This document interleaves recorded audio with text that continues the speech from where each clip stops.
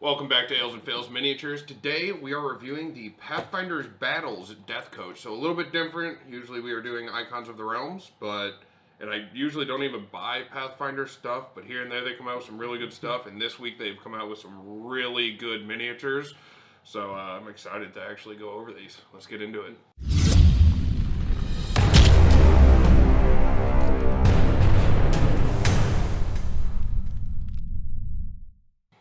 Let's do this.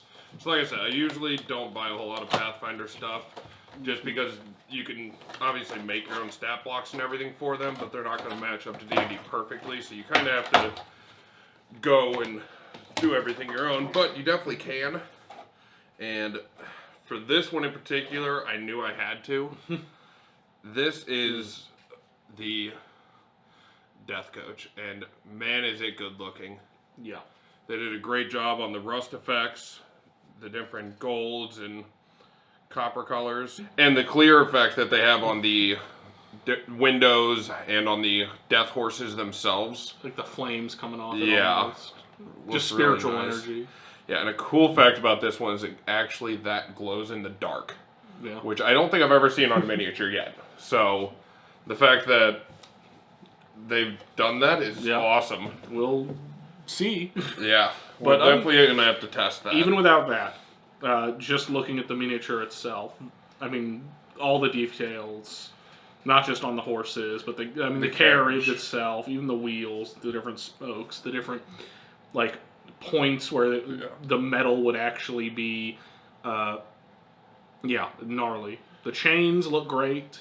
Yeah, even this front, like, metal plate with, like, the skull and everything on it is insane. Yeah, it's really well done, and I really do love that.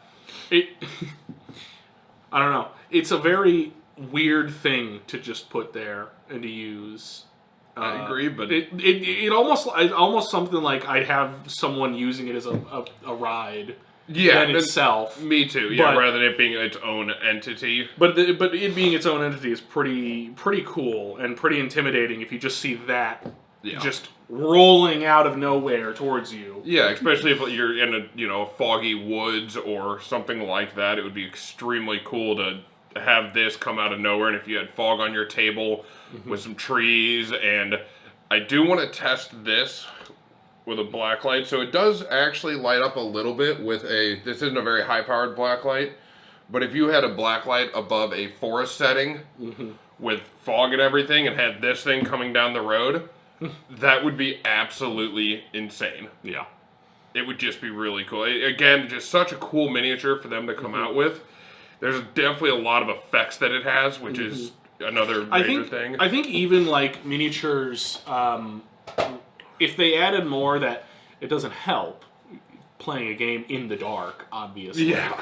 But if you have more miniatures that have effects for certain, like, lighting and stuff like that, just fun thing to mess around with. Definitely. I'd be more down to see stuff like that. No matter how practical it is, it's something cool that's extra on there.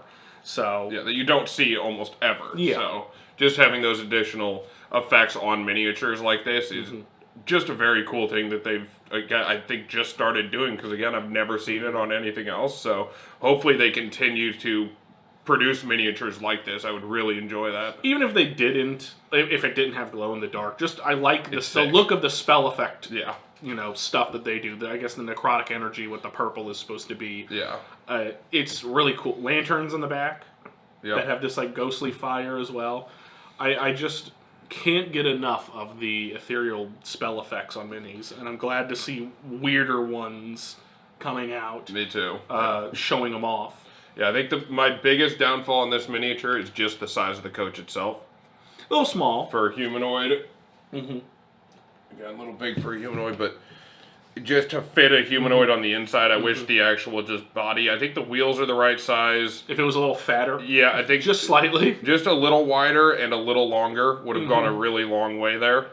I mean, again, it's still cool. It's supposed to be its own entity in a way. It's not actually supposed to be carrying people. You obviously could do whatever you want. There's so many uses for something like this. If you have if you're running a vampire campaign, you could have this as their form of transports, things like that. A necromancer of some sort, just anything. super cool. But by itself, very fantastic, detailed. I mean, you set that on the table, and that is definitely feels like a boss almost. Oh, definitely. Just out of nowhere. Yeah, and it has a fear effect that within a certain radius of it, you have to make a saving throw or be feared of it. So that's just another. There's so many different things you could do with this, and the abilities that this thing has are. It casts spells. Yeah, it casts its own spells. So imagine a finger of death just randomly as it drives by. Drive-by reapings. Yep, that. Could you imagine you're in a city, all right? Obviously, this thing's open road, whatever.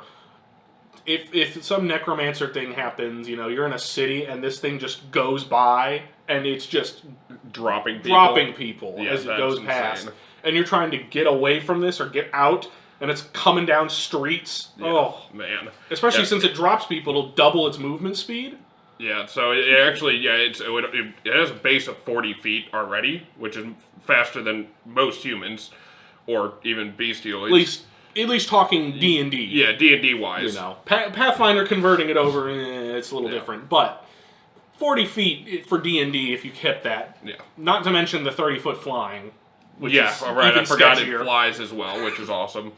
And if it drops you to 0 hit points with its Finger of Death, it eats your It's soul. got like a 15-foot melee attack that it can just, as an extra thing, basically, try to eat your soul. Yeah, and if it does succeed on killing you and taking your soul, then it doubles its speed. So now it's really cruising around, doing a lot of damage. It's, very sketchy. Yeah, and again, obviously it's Pathfinder miniature, but you can convert so many of these Pathfinder miniatures and stat blocks over, and it's pretty easy if you just take a look at it, and you can obviously come up with additional things or give it additional abilities or take some away. Even if you weren't doing a battle per se, and it's like a chase sequence. Party's got a carriage, that thing's chasing them. Yeah. That would be sketchy. I like that. I like that idea a lot, actually. Yeah. Plenty of things to use for this. It's such a awesome miniature. For its own box, I'll take it. That's what I'm saying. It's really not that bad. I think it was like $30, and I have miniatures that are humanoid size that cost $30. So for what it is, this is really an amazing miniature. I would highly recommend picking one up. Again, all you have to do is convert some stats over to D&D, and you can run it in any of your normal campaigns. So I really love this one. Had to pick it up for myself, and I think that's really all I have to say about it. It's just such a cool one. I think it's something where I don't play Pathfinder, but I'd love to, because the miniatures and the monsters that they come out with can hit a completely different niche than some of the ones in D&D. Even though there's such a broad range for both of them, you don't get stuff like that with D&D miniatures. It's going to be something completely different. So the fact that this is here, thank you, Pathfinder. Yeah, thank you. Just like you were saying, I think with Pathfinder, it almost hits that it feels fresh because we've played D&D for so long. Sometimes when you get into the Pathfinder aspect, you're like, man, this is just some fresh new monsters. And compared to with our Icons of the Realms right now, they're repeating a lot of miniatures or redoing them, things like that. So getting to swap over into something like Pathfinder, at least the miniatures-wise, and then just bring them into your D&D games, feels super fresh, new. It's something out of left field, too. Oh, yeah. It's like, all right, here's an undead. All right, great. Here's your carriage. Yeah. All right. So, I'll take it. Overall, though, I really do enjoy this miniature. Please go get yours, because your players would love it. If you are a player, just get one for your DM for Christmas, all right? Because these things are sick. So if you did enjoy this video, please do like and subscribe, and we will catch you in the next one. Cheers. See ya.